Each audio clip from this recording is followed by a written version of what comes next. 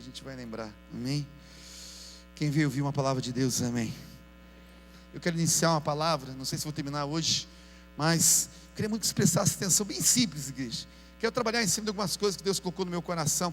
Vai lá comigo, Efésios capítulo 2, texto bem conhecido. O tema da minha mensagem é preparando os vasos de honra.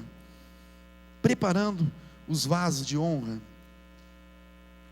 Vai lá comigo, Efésios capítulo 2, versículo 8. Vamos tentar desmistificar algumas coisinhas assim, bem simples. Eu tenho lido esse livro de 2 Timóteo. Nós vamos trabalhar em cima dele essa noite. E lido, relido. E tenho tirado algumas coisas muito legais, igreja, para a nossa vida no dia a dia, amém? Mas eu quero iniciar o pontapé inicial em Efésios 2,8, que aqui você começa a entender propósito, salvação, boas obras. A Bíblia diz assim, presta atenção: porque pela graça sois salvos. Repetindo, pela graça sois salvos. Ele diz assim, pela graça, por Jesus Cristo, por aquilo que Ele fez na cruz do Calvário, nós somos salvos, amém? Por meio da fé. E isso não vem de vós, é um dom de Deus, não vem das obras. Ele diz assim que não tem como eu conquistar essa salvação pelo fazer, amém? Então, você pode fazer o que você quiser nessa terra, dar até teu corpo para ser queimado, como a Bíblia diz, mas a Bíblia diz que isso não vai te garantir de você, amém, a salvação sobre a sua vida. Então a salvação não é pelo que você faz, mas não é só isso. Ele continua dizendo, para que é isso? Para que ninguém se glorie, porque nós somos feituras suas. Mas olhe, presta atenção, as obras não me garantem a salvação, mas eu fui criado, ele diz assim, vírgula, em Cristo Jesus, para as boas obras, as quais Deus preparou para que andássemos nela. Tem uma tradução que diz assim, de antemão, preparou antes para que você andasse nela. Igreja, eu gosto demais a gente poder entender isso. Por quê? Eu, quando me batizei, eu achava que simplesmente o batismo era uma simbologia de salvação, amém? Porque a Bíblia dizia, aquele que se batizasse, amém, ele seria o quê? Salvo, né? Mas quando Paulo, ele começa a falar sobre a salvação, ele diz assim, a salvação não é por obras. Você pode fazer o que você quiser fazer na face da terra, amém? Mas isso não é uma garantia da salvação chegar à sua vida. É pelo meio da fé, naquilo que você acredita que Jesus fez na cruz, naquilo que Jesus realmente é, amém, sobre a sua vida. Mas ele diz que a salvação, o princípio, o propósito, não era somente a salvação. Ele falou assim, o propósito da salvação, que eu criei você, eu preparei antemão, antes da fundação do mundo, um propósito, um caminho bem estabelecido. Para quê? Para as boas obras, para que você fizesse boas obras, amém? Então quer dizer, se você é salvo, lindo, pastor, eu sou salvo, eu também, graças a Deus, mas isso é metade do caminho andado, meio caminho andado. Agora, o que Deus espera de nós, que a gente possa fazer as boas obras, fazer aquilo que Ele diz que, filho, eu preparei de antemão tudo certinho, amém? O caminho, tudo que você tem que ser feito, agora você precisa se encontrar, se alinhar com aquilo que eu preparei e executar as boas obras. Olha para o teu irmão e diga assim, Deus quer que você execute as boas obras que Ele já preparou para a sua vida. Agora vá comigo lá em 2 Timóteo, para você começar a entender. Paulo, ele começa a falar, ele fala sobre boas obras, ele fala sobre vaso de honra, que, amém, vasos de honra são os que executam as boas obras, amém? Olha lá comigo, mas ele fala, 2 tipos de vasos que existe dentro da igreja, amém? Ele diz assim, nessa grande casa, que é a simbologia da igreja, existem vasos de honra, mas também existem vasos de desonra. E ele explica, igreja, quais são as qualificações, o que é um vaso de honra e o que é um vaso de desonra. O vaso de honra é aquele que vai praticar, executar as boas obras, aquilo que foi criado antes da fundação do mundo. Mas no versículo, veja lá, versículo 14, 2 Timóteo, capítulo 2, versículo 14, ele começa a dizer assim, presta atenção, Paulo fala para Timóteo fala para a igreja, o ministério apostólico fala para o ministério pastoral, e o ministério pastoral vem e corrige a igreja, direciona a igreja, ele libera no mundo espiritual, dizendo, vocês vão ter que começar a andar dessa maneira, como você, Timóteo, vai andar assim, a igreja precisa caminhar da mesma forma, precisa caminhar da mesma maneira. Ele diz assim, 2 Timóteo 2,14, lembre a igreja ordenando-lhes, você vê, igreja, não é uma sugestão, é uma ordem, é um mandamento, advertindo-os diante do Senhor, que não se envolvam em contendas de palavras, discussões acerca de teoria vazia, que para nada se aproveita, exceto, isso se você o faz, ele diz assim, vai perverter os ouvintes. Ele diz assim, procura apresentar-se a Deus aprovado, aquele que faz a boa obra, aquilo que Paulo está falando em Efésios, ele diz assim, apresenta-se perante Deus aprovado, como um obreiro, que não tem que se envergonhar, que maneja bem, corretamente, a Bíblia, a palavra da verdade. Mas, 16, evita os falatórios, conversas inúteis. Por quê? Porque elas produzem muita impiedade, maior impiedade. E o pior dele fala, essa palavra, essa impiedade, essa teoria vazia, essa discussão vazia, esses comentários, amém? Ele diz assim, amém? Corrói, se alastra como câncer. E é interessante, igreja, são poucos textos na Bíblia que eles falam o nome de pessoas, quando essas pessoas estão, amém, num patamar de desonra, num patamar de impiedade, num patamar de falsa verdade. Ele diz assim, mas evita conversas inúteis, porque vão produzir, ele diz assim, os quais estão Himeneu e Fileto. Ele diz o porquê. Esses se desviaram da verdade, dizendo que a ressurreição já era passada, corromperam a fé, perverteram a fé que tinham de alguns. Todavia, o firme fundamento de Deus permanece inabalável, tendo esse selo, o Senhor conhece os que são seus, e qualquer que profere o nome do Senhor, aparte-se da injustiça. Agora ele começa a falar, nessa casa, na igreja, ele começa a dizer, igreja, amém, olha só, cuidado, desvia desses falatórios, dessas conversas vãs, vazias, dessas teologias baratas, daquilo que fica muitas das vezes querendo chegar a uma conclusão vazia, que não é real, não é verdadeira, e o pior, perverte você, desvia você da realidade e da verdade. Ele chega lá no versículo 20, numa grande casa, na igreja ele está dizendo, amém? Não há somente vaso de ouro e de prata, mas também de pau e de barro, uns para a honra, para nobres finalidades, amém? Outros para a desonra, de sorte que se alguém se purificar dessas coisas, que coisa? Desses pecados, dessas palavras fúteis, conversas, desvios de verdade, será vaso para a honra, santificado, idôneo, útil para o uso do Senhor e preparado, repete comigo, preparado para toda boa obra, todo bom serviço. Glória a Deus. Igreja, olha para o teu irmão e diga assim, você foi criado em Cristo para as boas obras, as quais Deus preparou para que você andasse nela. A pergunta para nós essa noite é, será que eu sou um vaso de honra ou um vaso de desonra? Será que, igreja, eu estou, amém, nessa qualificação de honra ou nessa qualificação de desonra? Nessa grande casa de Deus, como ele falou, amém? Será que eu sou aquele que estou desviado da verdade? Porque eu viro e mexe, eu entro em conversas inúteis, fúteis, vazias, tentando provar teorias, teologias, filosofias humanas, tentando secularizar o evangelho, ou eu sou um vaso de honra, idôneo, útil, preparado para a boa obra do Senhor, onde Ele pode, igreja, derramar o seu bom tesouro sobre, amém, esse vaso, para que ele possa ir de encontro ao seu destino profético. Pergunta para a pessoa do outro lado, será que você é um vaso de honra? Ou você é um vaso de desonra? Igreja, amém? Vaso de ouro, de prata, pega aí, amém? Ele era, possivelmente, era para ocasiões especiais, e o vaso de madeira e de barro, era para uso comum, cozinha, coisas comuns. Mas o mais interessante, pega aí, a questão não estava com relação do que o vaso ele era feito, amém? Porque Paulo ele diz assim, eu sou como, amém, Deus deposita do seu bom tesouro, num vaso de barro como eu sou. Paulo se considerava um vaso de barro, Eles consideravam alguém, igreja, amém, quebrável, quebrantável, amém. Agora, o valor intrínseco na pessoa não é o que está exteriormente na vida da pessoa, mas é aquilo que está dentro dela, o que se põe dentro dela.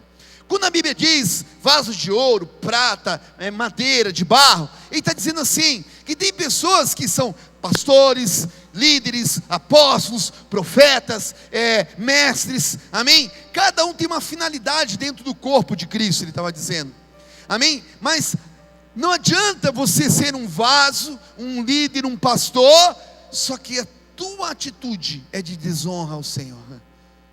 Você pode ser um vaso de ouro, alguém que foi chamado para uma ocasião especial, como Paulo, a Bíblia diz que Paulo, ele foi chamado, o chamado dele foi específico, ele pregava para os romanos, para os gregos, igreja, era um vaso de ouro, alguém específico para algo, para uma ocasião especial, só que, amém, se ele, igreja, não honrasse o Senhor, de nada valia somente essa área exterior desse vaso, não tinha valor, não tinha nada intrínseco nele, assim mesmo. E é interessante, quem são os vasos de desonra que ele está dizendo? Primeiro, são os falsos mestres, como Himeneu e Fileto, amém? Igreja, tem uma geração dentro da igreja, que são pessoas que, eles são mestres, mas mestres para si mesmo, uma geração de pessoas que se levantam, e eles não simplesmente corrompem a verdade, mas eles levam outras pessoas à mesma perversão, porque se eles ficassem somente neles, é como a raiz de amargura. A Bíblia diz uma raiz de amargura, que quando ela cresce, ela se estende, amém? E ela faz o que com essa raiz? Ela toca a vida de outras pessoas.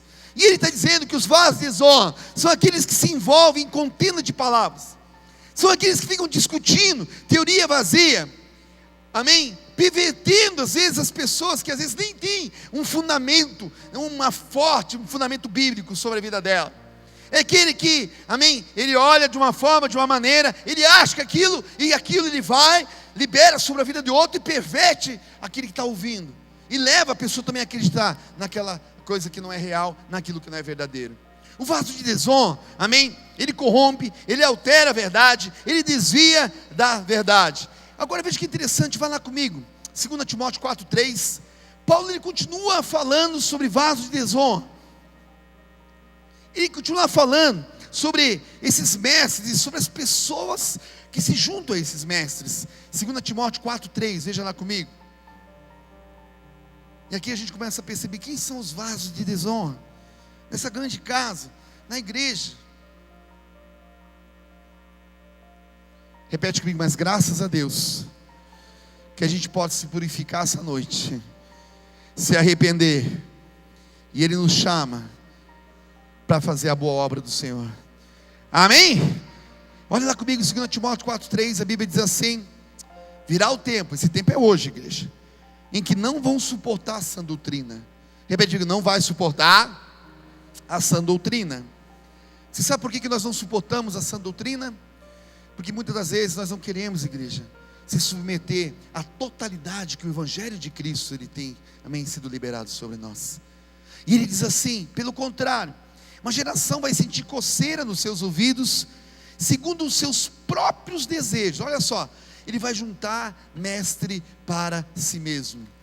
Ele vai juntar mestres para si mesmo, para que venham falar somente aquilo que você gosta que se fale, que você almeja que fale, deseja que fale, amém? E eles se recusarão a dar ouvidos à verdade, voltando-se para quê? Para os mitos, para fábulas, para a história da carochinha, do sítio do pica-pau amarelo, da cuca. Ele está dizendo assim, que uma geração, amém, por não querer ouvir a sã doutrina, não, é demais isso, pelo amor de Deus, não, se for para ser crente dessa forma, eu não quero, eu quero ser um crente light, amém, e não, a sã doutrina não, ele se junta de mestres para si mesmo, amém, e ele, igreja, dá ouvidos a mito, a fábula. Você, porém, está falando para Timóteo, para a igreja, seja sóbrio em tudo, suporte os sofrimentos, faça a obra de um grande evangelista, cumpra plenamente o seu ministério. Ele diz que o vaso de desonra, então esse vaso, igreja, o que é juntar mestre para si mesmo, segundo o seu próprio desejo? é querer ouvir somente aquilo que eu quero ouvir, e me aliançar com aquilo que somente eu desejo ouvir. Ajuntar mestres para si mesmo é não ouvir aquilo que a gente precisa ouvir. Por quê? Porque eu não aceito, eu não quero, eu não desejo. Vou dar um exemplo claro para você. Deus deu com uma palavra no meu coração. Eu vou ministrar, não sei se vai ser esse ano, quando vai ser. Oração, bom senso, obediência, princípio. Igreja, tem coisas que se ora, tem coisas que tem que ter bom senso, tem coisas que se obedece, e tem coisas que é princípio. Amém? Amém ou não amém? Um exemplo claro para você. Amém? Bom senso. Chega aquela irmãzinha e fala assim: pastor, eu quero casar com aquele cara, mas o cara não trabalha, vagabundo, ladrão, pedófilo. Amém? O que nós vamos fazer? Vamos orar, irmã. Vai orar? Você acha que eu vou orar? Você acha que eu vou orar? Repete comigo: bom senso. Bom senso. Amém? Outra coisa, princípio. Amém? Ah, pastor, ora comigo. Eu acho que o espírito devorador está lá em casa. Amarra, repreende esse demônio que está lá. Tá bom, vamos orar. Você dizima? Não. Eu não posso orar, igreja. Deus estabeleceu o princípio. Qual que é o princípio na hora de finanças? Você pode repreender quando você quiser. Você pode fazer macumba. Verdade. Faz macumba. Macumba para que o espírito devorador saia de lá, o Satanás. Ele não sai. Por quê? Porque é princípio. Outro princípio. Amém? Quem quer ter longos dias na face da terra de prosperidade aqui, diz amém. Qual que é o princípio que eu tenho que obedecer? Só os crentes sabem. Honrar pai e mãe.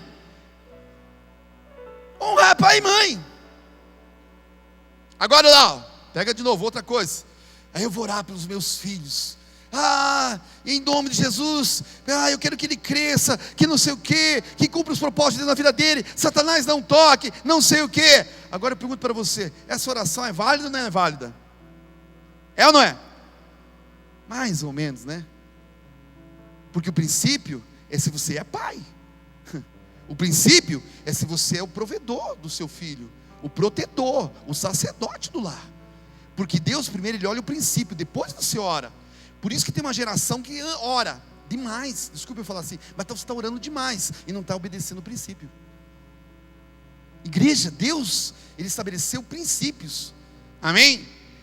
Nos Estados Unidos está assim, ó, um monte de pessoas prosperando financeiramente, porque são crentes? Não, porque obedece o princípio. Eles dizimam na igreja evangélica. Quem está me entendendo diz amém. Igreja, Deus está levantando uma geração que entende de bom senso, princípio, obediência e oração. Cara, tem coisas que você vai precisar orar, é verdade, mas primeiro obedecer, porque senão a tua oração é inválida, cara. Não tem por que Deus ouvir. E o problema, esses de desonra que Deus está falando, são esses que são mitos, porque foram mitos, história da carochinha, que não sei de onde que os caras falaram para a gente. Quer ver uma coisa, que eu fui assim, igreja, eu vim para a igreja evangélica, e daí nós ia lá, tirava, né, as imagens da casa das pessoas, daí chegavam para a gente e falavam assim: tem que jogar essas imagens numa água, num rio de água corrente. E nós chegava, Satanás, te expulso, repreendo, e jogava, e ia, cara. Mito. De onde que aprendeu isso, igreja? Onde que está na Bíblia isso? Princípio, qual que é o princípio que eu tenho que ser feito? Vamos lá, só os crentes essa noite. Se eu pego uma imagem, alguma coisa consagrada, um ídolo, o que eu tenho que fazer com isso, com ele? Só os crentes sabem. Fazer o quê? Que eu diga, queimar. Vira para o lado, queimar. Onde está essa base bíblica? Agora ferrou, né? Os obreiros são aqueles que manejam bem a palavra da verdade, para não se transformar em vaso de desonra. Sabe por quê? Porque senão qualquer conversa fútil, qualquer coisa vazia, teorias, mitos, cara, eles vão engodar a gente. Pior, vão perverter a gente da verdade, e automaticamente eu vou perverter outras pessoas. Não porque eu vivo, porque é real, porque Deus realmente está nisso, mas porque eu bebi de alguém, mas eu não sei o que é. Eu quero profetizar essa noite, só tem vaso de honra aqui essa noite. E se você está em desonra, meu irmão, está na hora de você se alinhar com o Senhor. Amém? Amém?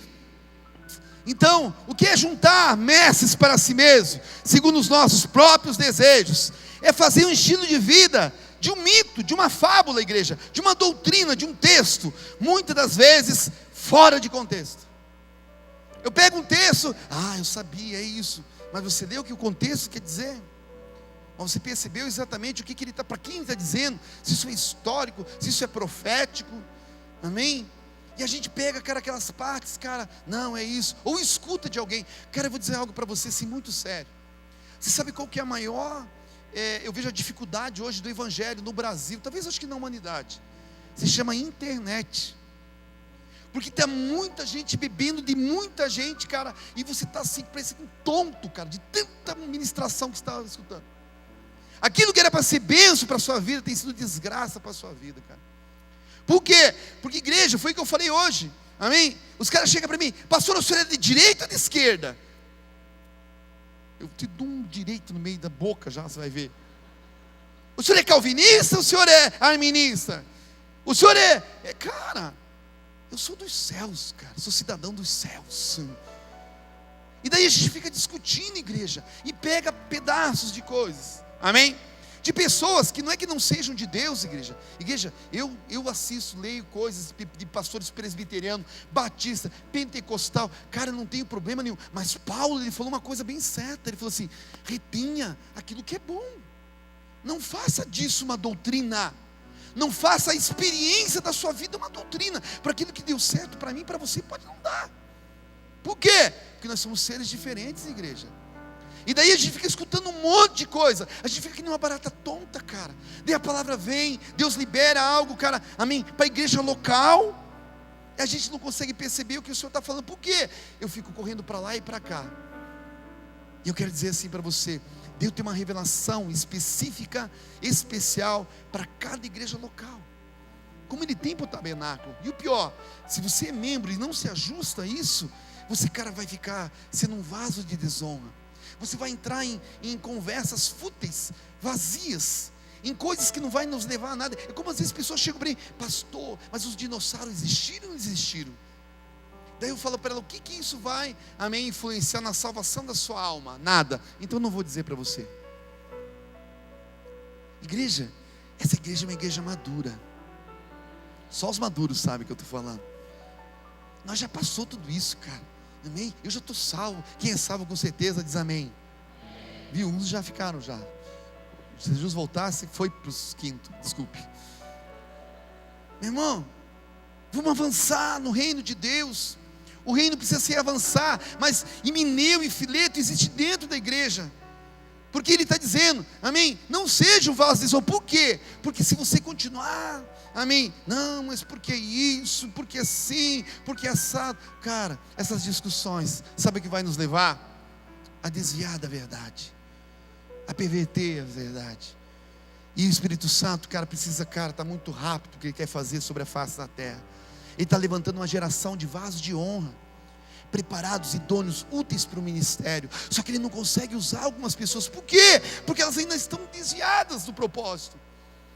Amém? Ficam brigando. Igreja, eu não entro. Eu entrei uma vez, fiz a pior besteira da minha vida, eu não conseguia sair. Eu entrei num site, uma vez, num grupo, amém, onde era de pastores. Cara, tinha tudo que é pastor, tudo isso que vocês gostam aí, cara, que fica vendo aí, né, no YouTube.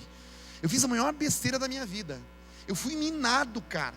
Era o dia inteiro. Os caras colocavam um tema, os caras ficavam lá e ficavam me cutucando, cara. Eu não podia ficar online. Você sabe quanto tempo que eu não estou online em Facebook e coisa? Faz mais de mês, por causa dessa cacaco que eu fiz. E ficavam discutindo o dia inteiro. Você é salvo ou não é salvo? Existe maldição ou não existe maldição? Existe maldição hereditária ou não existe maldição hereditária? Existe não sei o que lá? Cara, eu falei: Senhor, esse troço não é para mim, Pai. Eu sou um cidadão dos céus. Isso aqui é só para perverter, desviar a verdade, me transformar num vaso de desonra. E eu não posso ser útil para a tua obra se eu ficar discutindo coisas vazias aqueles que estão fazendo. Igreja, eu não estou nessa terra para discutir, eu estou nessa terra para obedecer. Quem está me entendendo diz amém. E se você não é louco, obedeça. Não fique discutindo, querendo achar um lugar. Mas ele falou, o Silas falou, o Marco falou, o Caio falou. Cara, eu também já vi muita coisa disso. Mas eu digo para você, o que Deus falou para você, o que a Bíblia está falando para você, o que Deus tem revelado para você, é isso que importa. Porque eu vou dizer para você, cai todas as teorias, correntes teológicas, filosóficas, quando o Espírito Santo de Deus te revela diretamente para você. Amém? E olha aqui comigo, graças a Deus, fala comigo assim, mas graças a Deus, Deus está preparando vasos de honra. Deus está levantando vasos de honra. Quem são os vasos de honra, pastor? Em cima de Paulo, desses textos, são aqueles que manejam bem a palavra da verdade, manejam corretamente. Repetigo, maneja corretamente. Evita a aparência do mal, discerne bem todas as coisas, purificam-se desses pecados dos vasos de desonra, se santificam, são idôneos, úteis para o uso do Senhor, preparado para toda boa obra, que vão estar à disposição dele, para o cumprimento dos seus propósitos, achando-se pronto para o serviço, quando solicitado. Quem está pronto aqui diz amém. Ixi, meu Deus do céu, desse jeito nós não vamos ganhar nem uma quadra para Jesus. Quem está pronto aqui diz amém. Você viu, até isso a gente já não sabe. Sabe por quê? Por causa das conversas. Você já viu aquelas conversas? Chega perto do irmão, daí irmão, como é que está? Estou levando na cabeça. Daí irmão, como é que está? Ah, eu não sei você, cara, mas olha, a crise me pegou. Como é que você está, irmão? Ah, enfermo. Como é que você... Cara, eu estou preparado para a boa obra do Senhor. Igreja, eu quero ser útil para a obra do Senhor. Eu quero ser uma geração de vaso de honra, que gere um sorriso nos lábios do Senhor. Igreja, não dá mais tempo da gente ficar, cara, cocheando em um monte de coisa, ouvindo um monte de coisa, e cara, desviando a gente dessa verdade. Pastor, o senhor tem a verdade absoluta? Nunca. A verdade absoluta é isso aqui, ó. É a palavra de Deus. Mas agora eu quero dizer uma coisa para você, pega aí. Você sabe que a desgraça que está nos outros países, por causa de não existir mais essa verdade, sabe por quê? Porque a geração de agora, no Brasil está uma corrente muito forte. Qual que é a corrente que existe hoje no Brasil? Que não existe mais uma verdade absoluta, existe o quê? O que existe hoje? Eles falam o quê? Que tudo é relativo. Uau, bonito, igreja, é lindo, é relativo. Claro, eu falo para você, olha, Jesus, seu Senhor e Salvador da sua vida, é relativo. Você acha, eu não acho isso. Só que essa relativização tem levado, igreja, um monte de gente para a bancarrota. É o que está acontecendo. Porque relativo é porque não existe algo absoluto. Se não existe algo absoluto, é que não existe a verdade. Se não existe a verdade, você não o conhece e ela não te liberta. Se ela não te liberta, você está como? Existe uma verdade absoluta, igreja. E essa verdade é Jesus e a sua palavra de Deus. Amém? A Bíblia não dá vazão de você, eu quero, pastor, 80% dela. Ele diz assim, ou é, ou você não é. Ou você é um vaso de honra, se submete a ela, ao seu senhorio. Ou você vai entrar em conversas fúteis, inúteis, mitos, fábulas, histórias da carochinha, coisas que vão abalar a sua fé. E não vai abalar você só, vai como um câncer, Paulo falou, vai corroer, amém? Vai tocar a tua família, a tua casa, as pessoas, seus amigos, e todos vão se perverter, se desviar da verdade, por causa da sua vida. Porque você está como Himeneu e Fileto, um vaso de desonra na presença do Senhor. Vocês estão gostando da palavra essa noite? Vocês também mentem, né, viu? Dá para se arrepender até o final dela. O que é honra? Amém? Eu peguei um termo de honra aqui, eu queria que você levasse para sua casa essa noite.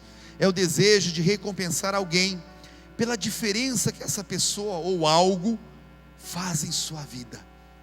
Honra é o desejo de recompensar alguém pela diferença que essa pessoa ou algo faz em sua vida. Por isso que inicia-se pela obediência. Obediência está muito ligada à obrigação. Caminha-se um degrau, submissão, mas ainda não é o que Deus espera. Ele espera a honra. É que aquilo, alguém, algo foi tão importante na sua vida, fez uma diferença tão grande, que você, cara, vai fazer algo por ela, em gratidão, amém? É uma graça que está sobre a sua vida, que você fala, cara, eu vou te honrar, porque aquilo que você fez pela minha vida, ninguém fez pela minha vida, e aquilo que Deus fez por nós, ninguém pode fazer, igreja. A Bíblia diz que Ele deu o seu Filho, lá naquela cruz, para que nós pudéssemos ter direito à salvação, e não só a salvação, mas que fôssemos preparados para a boa obra do Senhor, amém? Por isso que eu quero dizer uma coisa para você, a geração que Deus está levantando, é geração de vasos de honra, que vão recompensar, igreja, a Deus, vão lutar por uma causa, vão morrer por essa causa, porque eles entenderam exatamente aquilo que Deus fez pelas suas vidas. Quem está entendendo diz amém. Fala para o teu irmão, diga assim, Deus fez muito por você. Fala para ele, não é pouco. Vira para o teu lado e diga assim, não é pouco. Bom, agora eu vou entrar na palavra, amém? Fiz uma introdução. Deixa eu tomar uma água primeiro aqui agora. Estou brincando, igreja. Uns já estão olhando com cara feia para mim assim. Uns pensam assim, por que eu vou todo domingo e só apanho naquela igreja? Acho que eu devo ser sadomasoquista espiritual, né? Igreja, presta atenção comigo agora, amém? Paulo escreveu essa carta de 2 Timóteo, amém? Numa prisão, amém?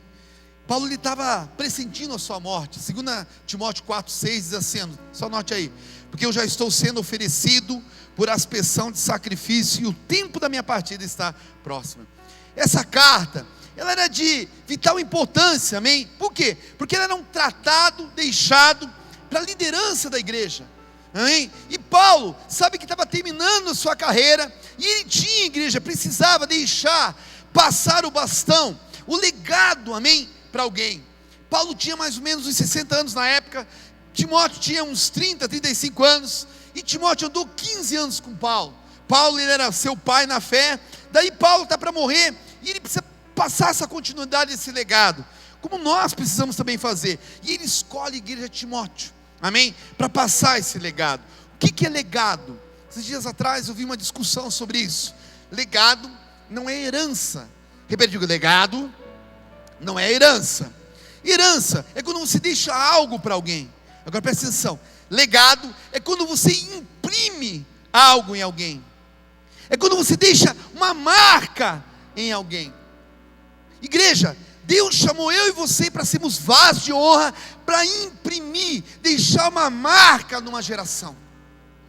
Não é somente deixar algumas coisas que eles vão lembrar da gente, mas imprimir algo nelas, é como uma tatuagem, como algo que vai ser estabelecido sobre essas vidas, que lá na frente a gente vai embora, mas eles vão, cara, amém, estar marcados por a geração que, amém, se foi embora.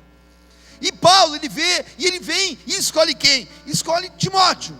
Só que pega aí, parece uma ironia divina. Por quê, pastor?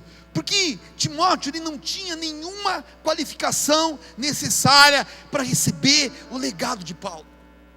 Timóteo, igreja, não tinha nada que pudesse oferecer. É interessante, igreja, que quando a gente olha biblicamente, Paulo poderia ter escolhido outras pessoas.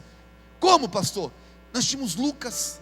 Lucas era PhD, doutor, ele tinha muita qualificação, mas quando ele vai passar o legado, ele vai, é você, Timóteo, que eu vou entregar o meu bastão, aquilo que vai ser funcional, é você que vai escolher o futuro da igreja. Ele escolhe Timóteo. E aí a gente começa a entender algumas coisas também com relação a isso, sobre chamado.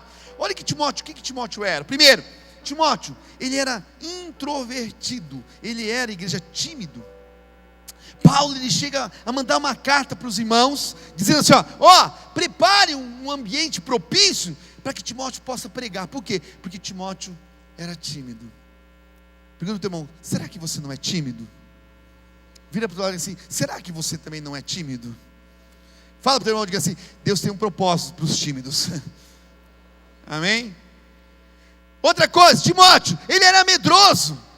Olha lá, medroso. Por isso que Paulo diz assim, Deus nos deu um espírito de medo. Ele era medroso, igreja. 2 Timóteo capítulo 2, versículo 7. Fala para o teu irmão, diga assim, será que você não é medroso? Vira para o lado assim: será que você também não é medroso? Às vezes você se transformou num vaso de desonra por causa do medo. Medo de encarar, medo de enfrentar, medo de dar a sua cara para bater, medo de se entregar de maneira completa. Amém? Terceiro, Timóteo era chorão. 2 Timóteo 1,4, a Bíblia diz assim, Paulo diz assim, lembrando-me das tuas lágrimas, desejo ver-te para me encher de gozo. Timóteo era chorão. Eu acho que Timóteo era aquele que disse: ai, Paulo. Você consegue, cara, perceber que o legado passado foi para um chorão? Pergunta para o teu irmão: será que você não é um chorão? Será que você também não é um chorão? Brasileiro é chorão demais da conta, igreja. É ou não é? Eu sou chorão, igreja. Eu estou feio na foto, sabia? Amém? Antigamente eu chorava assim. Não, né? Mas agora, cara, às vezes eu assisto um filme, um negócio, quando eu vejo assim que eu estou desbaratinando assim, né? Porque eu sou homem, né? Nunca vi rastro de cobra, nem couro de lobisomem. E eu falo: nossa Senhor, será que o Senhor quebrantou meu coração e eu estou meio estranho? Timóteo era chorão. E às vezes, igreja, a gente vê a palavra de Deus, você tem que se guerrear, soldado, amém, pisa na cabeça do Satanás, dá um catacatame, né, no tranca-rua, Deus se cala e você, nossa, cara, daquele jeito, acho que Deus não tem um plano na minha vida.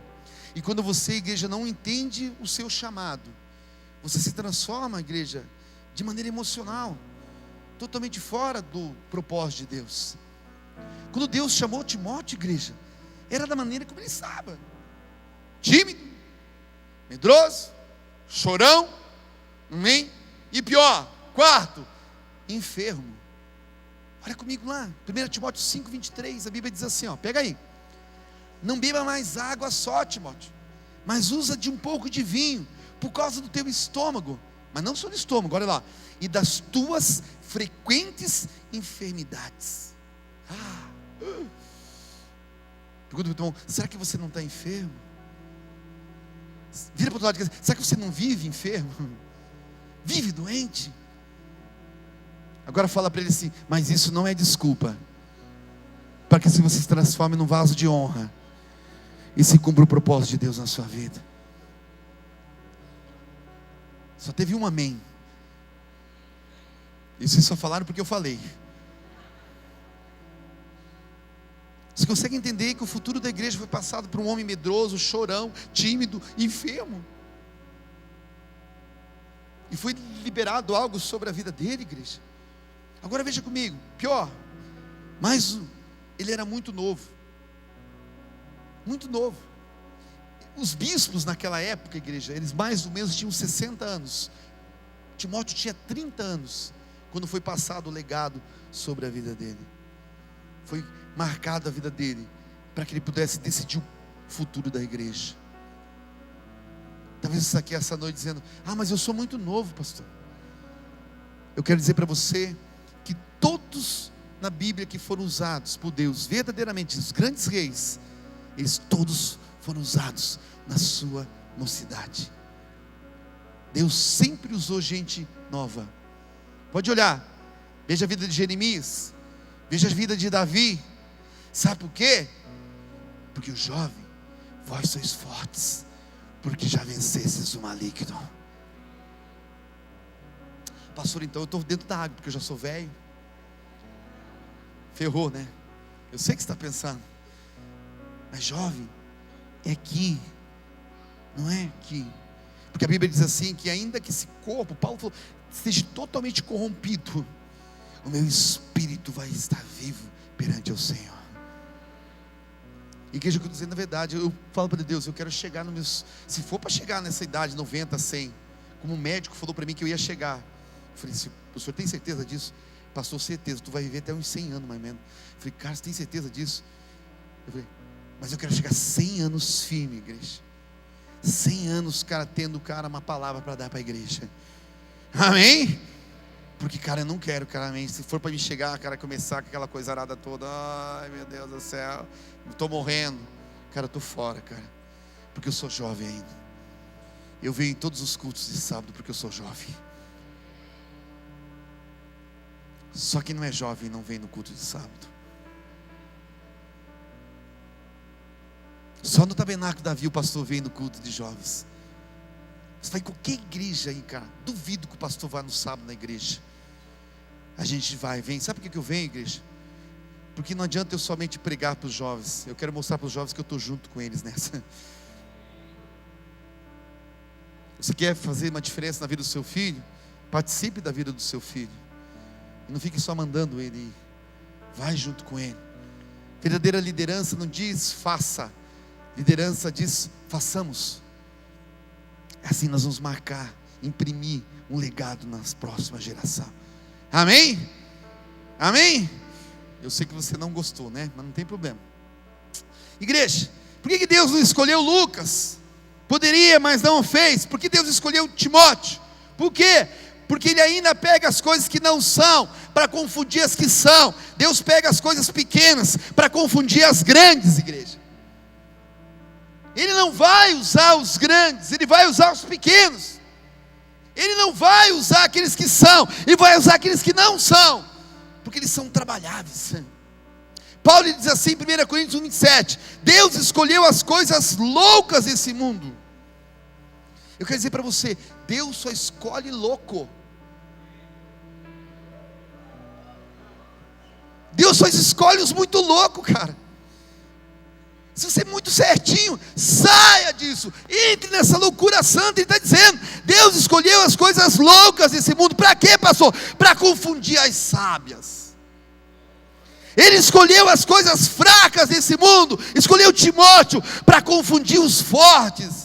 Ele escolheu as coisas vis, sem valor, insignificantes desse mundo, desprezível, as que não são, para aniquilar as que são. Para quê? Para que nenhuma carne se glorie perante Ele. Ele escolheu eu e você, meu irmão. Ele escolheu você do jeito que você é. Eu ministrava uma pessoa essa semana, e ele falou assim, mas eu sou irado, pastor. Meu Deus, olha para mim meio tonto, eu tenho vontade de socar a vida da pessoa. Ele escolheu você, varão. Mas com isso, claro, Ele criou você, e tudo que Ele cria é perfeito. Você é perfeito aos olhos dEle. Sabe o que Ele quer fazer com você? Essa tua coragem, essa tua valentia, canalizar no propósito dEle. Você é daqueles que quando vier para a igreja, vai fazer com que aqueles que são passivos se espertem dentro da igreja. Você notou na igreja evangélica sempre tem os loucos? Tem aqueles que parecem que é uma bomba atômica na mão do Senhor, já viu não? Que tem uma gasolina azul. Tem aquele irmão que todo mundo sabe o nome dele. Lá vai, irmão. Pega, empina a moto, corre de carro, cara. Corre, move, faz. Ninguém sabe quem é aqui na igreja, né? Sabe por que existem esses? Para aqueles os passivos, aqueles que tem aquela cara de Ave Maria. Desculpe se tem algum católico essa noite aqui.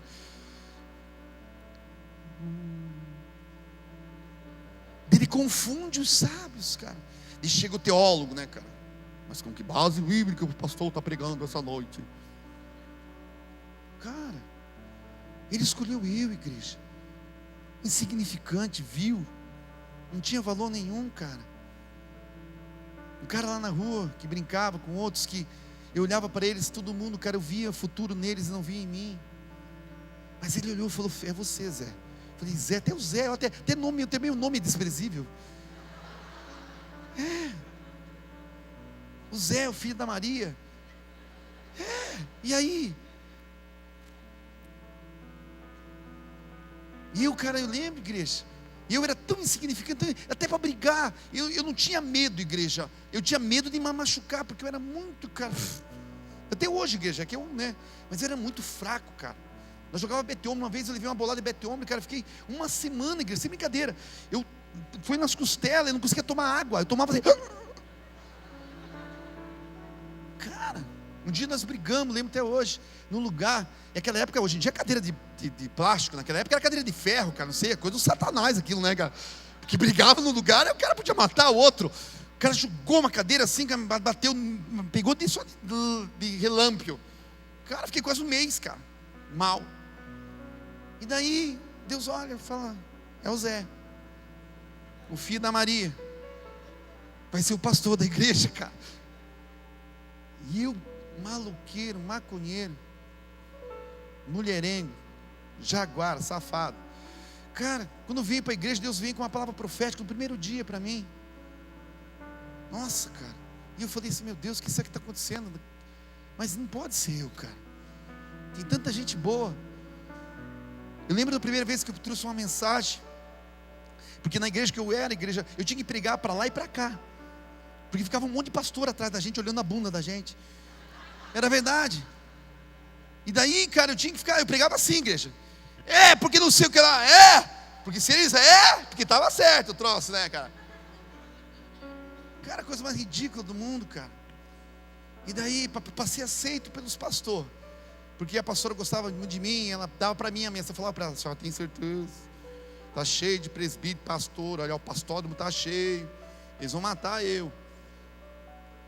E daí Deus começou a olhar, cara, para mim. E eu começo a olhar para Timóteo, igreja, que não é um vaso de ouro. Eu não era um vaso de ouro, nem de prata. Eu não era nem para ocasião especial. Que ocasião especial? Eu só podia pregar para fumante, maconheiro, para bêbado. Era, cara, porque era o que eu conhecia. Não era também madeira, barro. Mas o Senhor falou assim: filho, você vai ser um vaso de honra. Você vai me honrar com toda essa loucura aí. Vai ter uns loucos que vai seguir você aí. E já tem bastante. E eu estou tentando fazer você ficar muito louco. Porque ele falou assim: cara, você vai confundir, cara, os sábios. Vai confundir os teólogos. Vai confundir aqueles que nós, amém, conhece um monte de coisa. Eu quero dizer para você, cara, que a gente aqui não só conhece, a gente pratica o que a gente conhece. E aí começa a ter toda a diferença. Talvez você está nessa mesma posição essa noite. Talvez você é um Timóteo igualzinho, medroso, chora por qualquer coisa.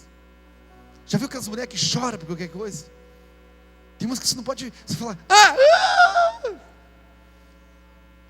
Talvez você, cara, covarde, meu pastor, sou sincero. Se o senhor fala só o nome Satanás, já começa a tremer aqui. É verdade. Uma vez eu fui ministrar uma pessoa: pastor, o senhor pode orar, mas não fala nome de demônios, porque daí eu fico sonhando à noite. Você sonha por causa que não pode falar nome de demônios? Não sabe falar em público? Você acha que eu sei falar em público também? Porque eu fiz um curso. Venha fazer um curso de interlocutor. Ou no espelho, que nem os caras falavam para mim: a mãe é espelho. Vai no espelho e começa, muda o tom de voz.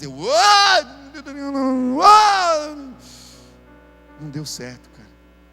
Não deu nada certo do que eu achava que era. Eu acho que eu era um Timóteo. Mas Deus olhou assim e falou assim: vou imprimir algo em você. E o teu legado é imprimir algo nas pessoas, para que elas possam preparar algo para a próxima geração que está vindo. Os nossos filhos, eles vão ser mais do que vencedores em Cristo Jesus. Sabe por quê? Porque nós não vamos, igreja, simplesmente mostrar para eles o que eles devem fazer. Eles vão enxergar em nós e vão ver o que eles precisam fazer. Eles vão praticar o que nós estamos fazendo. Eles vão ter um coração igual ao nosso, que é totalmente do Senhor. Amém? Quem está entendendo diz amém? Deus está levantando Timóteos nessa geração. Fala ao teu irmão assim: vasos para a honra, que vão marcar uma geração, vão deixar um legado santo, que assume o seu chamado, se responsabilizam pela continuidade, independente do que estão passando, ou da sua capacidade. Amém? E eu quero deixar 4 coisas rapidinho, que nem para eu poder ministrar mais umas 10 mensagens em cima daqui que eu vou falar, tá bom? Estou brincando, né? Paulo, ele ensina Timóteo. Eu vou dar um resumo bem básico, assim, 4 coisas. Eu estou falando no segundo livro de Timóteo, 2 Timóteo, amém?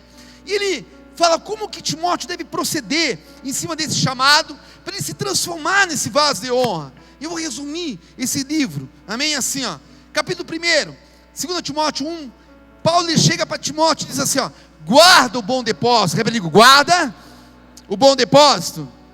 Ele diz assim, 2 Timóteo 1,13, você que está anotando: conserva, Timóteo, o modelo das sãs palavras que de mim tens ouvido, na fé e no amor que há em Cristo. Guarda o bom depósito, o tesouro, amém, mediante, com a ajuda do Espírito Santo, que habita em vós. Paulo estava dizendo assim, ó, Timóteo, é o seguinte, esse conteúdo não pode ser modificado, conserva o modelo da sã palavra. No capítulo 2, ele diz assim para Timóteo, para que Timóteo, amém, como ele deveria proceder nesse chamado: sofre pelo Evangelho. 2 Timóteo 2,3, ele diz assim para Timóteo: sofre, pois comigo as aflições, como bom soldado de Cristo. Amigo, sofre, de novo, sofre. Ele estava dizendo, Timóteo, é o seguinte, o sofrimento faz parte do Evangelho. Repete, digo, o sofrimento faz parte do Evangelho. Agora pega aí, igreja, não é só o sofrimento, porque tem uma geração que prega só o sofrimento, porque você vai sofrer, parece praga e maldição, né? Igreja, a Bíblia diz assim, que o sofrimento, ele existe uma causa, o porquê. A Bíblia diz que Jesus, ele aprendeu a obedecer por aquilo que ele sofreu. Uau! Quer dizer o quê? Que existem coisas na nossa vida que nós só vamos aprender a obediência através daquilo que eu vou sofrer. Quem está me entendendo diz amém. Então o sofrimento faz parte. Deus, ele não prometeu dias sem dor e sofrimento, mas ele prometeu nos dar força para passar por esses dias de sofrimento. Amém? Ele não disse que seriam só dias de sofrimento, mas sofrimento faz parte do Evangelho. Ele diz assim, Timóteo, é o seguinte, ensina a igreja que elas precisam aprender a sofrer comigo por essa causa. Amém? E eu entendo, igreja, que para a gente vencer na vida, a gente tem que ter a capacidade de sofrimento. Amém? Por quê? Porque ninguém vence na vida sem sofrer. Fala para o irmão assim, ninguém vence na vida sem sofrer. Vocês estão entendendo o que eu estou falando essa noite? Por quê, pastor? Porque pessoas pensam que vão ser isentas de sofrimento. Meu irmão, você precisa se capacitar em meio a esse sofrimento, entender porque ele veio sobre a sua vida, mas ele veio para que você aprendesse a obedecer algumas coisas com o Senhor. Amém? Paulo ensina ainda para Timóteo, procedendo nesse chamado, para se transformar no vaso de ouro. Capítulo 3, ele diz assim, ó, 2 Timóteo 3:14, repete comigo, permanece no Evangelho. Ele diz assim, tu porém, permanece naquilo que aprendeste, de que fosse inteirado, sabendo de quem o tem aprendido. E no capítulo 4, ele ainda ensina Timóteo, prega o Evangelho. 2 Timóteo 4:2, prega a palavra, em tempo, fora de tempo, admoesta, repreende, exorta, com toda longanimidade e ensino. Capítulo 1, guarda o Evangelho. 2, sofre pelo Evangelho. 3, permanece no Evangelho. E 4, prega o Evangelho. Esse é o resumo do livro de 2 Timóteo. Esse é o resumo da transformação da nossa vida num vaso de honra, igreja. Ele diz assim, você precisa guardar, você precisa ter um modelo já bem definido, guarda esse modelo, a tua palavra escondida nas tábuas do meu coração, para não pecar contra o Senhor. Você vai sofrer por esse Evangelho, mas por uma causa justa, que é a causa de Cristo. Você precisa permanecer nesse ensino, permaneça no Evangelho, e você vai estar preparado para pregar esse Evangelho, em tempo, em fora de tempo. É esses que Deus está levantando nesse tempo que se chama hoje. Amém? Você recebe essa palavra? Então dá uma salva de palmas bem forte para Jesus.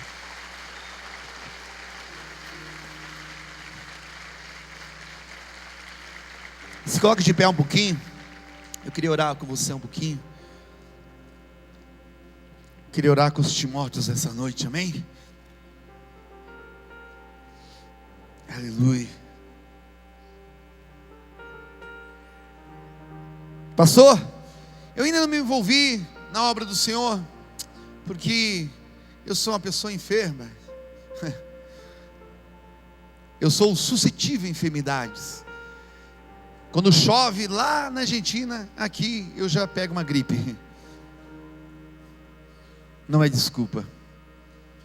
Pastor, é o seguinte, eu sou muito chorão, e o Satanás vai cirandar na minha cabeça. Também não é desculpa. Pastor, eu sou tímido. Se imagine que Paulo teve que mandar uma carta para a igreja e falar assim, ó, Move um ambiente assim, bem gostoso, bem prazeroso, para que Timóteo possa pregar a palavra. Pastor, eu não tenho essa coragem que o senhor está falando. Eu tenho medo. Eu tenho medo porque um dia eu dei minha cara para bater e, puxa, até hoje estou com ela rachada. Sabe, igreja, eu quero dizer para você assim que tem muita gente muito mais capacitada que eu aqui essa noite. A única diferença entre a gente é que eu aceitei o meu chamado. É a única coisa. E eu falei assim, eu vou até o final dele, porque eu sei o que Deus tem depositado na minha vida. Pode ter que seja um vaso de ouro, um vaso de prata, um vaso de barro, um vaso de madeira. Talvez você tenha uma posição social melhor, posição social menor. Nada disso é impedimento para que Deus te prepare para a obra dele. Pastor, eu não tenho dinheiro. Não tem também esse problema. Ele vai dar para você, se você for um investidor do reino de Deus. Pastor, eu tenho muito dinheiro. Aí é problema. Porque se o teu coração está nisso, Mamão catou você, meu irmão, e também não vai se cumprir o propósito de Deus na sua vida. Pastor, eu sou elétrico. Deus ama os elétricos. Pastor, eu sou meio louco. Tem que ser totalmente louco. Ele falou, você tem que ser muito louco, porque você veio para dar uma empurrada na bunda dos passivos essa noite. Aqueles que não querem nada com Jesus, com os Ave Maria. Igreja, cada um é de uma maneira pessoal, mas o que você não pode deixar de fazer é de fazer a obra do Senhor. Por quê? Porque a Bíblia diz assim que quando você não faz aquilo que Deus determinou antes da fundação do mundo, você invalida a graça. Você sabe o que é invalidar a graça? É dizer que aquilo que Deus fez, dando Jesus naquela cruz, não tem valor. Não tem valor.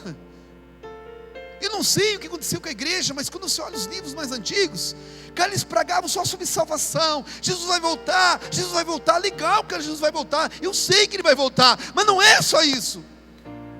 Ele colocou algo em mim, em você. E Ele está dizendo, filho, é o tempo. Chegou o tempo. Tem algo. E depende da tua condição financeira, quem você é, de ouro, de prata, de palha, de madeira. O que está dentro de você é o tesouro, é a riqueza, é o que importa. Porque um dia, igreja, Ele vai vir buscar isso em nós. E Ele vai vir, cara, Ele vai falar, o que você fez com o que eu dei para você, cara? E a gente vai falar, puxa, tive medo. Como na parábola dos talentos. Eu tive medo. Tive medo porque eu sei que o Senhor é brabo. O Senhor, quem disse isso para você? Eu só queria que você entregasse totalmente a sua vida para mim. Igreja, reino de Deus é isso. Não é simplesmente uma igreja local. Não é a família simplesmente, não é o seu trabalho. Não é só isso. É muito mais do que isso que Deus espera de nós. Você vai ver nos próximos anos, quem estiver caminhando com a gente aqui, você vai perceber. O ano que vem, a gente vai trazer muita gente aqui ministrar sobre o reino de Deus. Gente que vive o reino de Deus. Muita gente, eu estou acertando uma agenda, porque eu coloquei no meu coração que eu preciso liberar palavras maduras, apostólicas, proféticas, porque essa igreja é uma igreja de reino. Nós somos uma igreja de missões, de nações, igreja. E Deus está dizendo, filho, eu depositei, eu criei você para te mandar lá para a Coreia do Norte. Está amarrado em nome de Jesus, pastor. Só que nem no norte você ainda está morando. Mas a hora que você começar a se entregar, Ele vai começar a cumprir. Pastor, eu sou um Timóteo essa noite. Eu também, filho. Eu permaneço um Timóteo ainda em algumas coisas, sou sincero. Eu não tenho coragem de algumas coisas, amém? Se eu tivesse coragem de pregar tudo que está no meu coração, sabia? Eu não tenho, às vezes eu tenho medo, sabe por quê? Medo de algumas pessoas não entenderem e ir embora da igreja. E eu falar, cara, o que eu fiz? Eu acho que eu me exasperei e acabei não vendo. Mas eu quero dizer para você, meu irmão, o medo não impede, a enfermidade não impede, o ser um choramingão não impede, a idade não impede. Pastor, eu sou novo do evangelho, não impede, filho. Porque se Deus chamar você hoje, cara, Ele vai te capacitar e vai te preparar para boa obra. Não é a idade, é a disponibilidade. Você está disponível? Você quer? Você está preparado? Porque Ele vai levantar essa geração e está levantando, meu irmão. Eu não sei como é que vai ser a minha vida nos próximos anos, igreja. Sou sincero falar para você, mas eu não quero mais parar no meio do caminho. Eu quero tudo que Deus tem para mim. Amém? O que Ele tem, não sei, mas eu quero. Porque é a única forma de satisfazer, cara, a minha alma e o meu coração. Eu queria orar hoje só com os Timóteos que estão cabisbaixos essa noite, metabusos sorobásticos. Então assim, naquela posição de, poxa, cara, eu ainda não consegui, pastor, estou amarrado, estou enfermo, eu vou orar por cura essa noite. E você vai ser curado, cara, só pelo simples fato de você aceitar o seu propósito essa noite. Você sabe por que a enfermidade não sai da tua vida?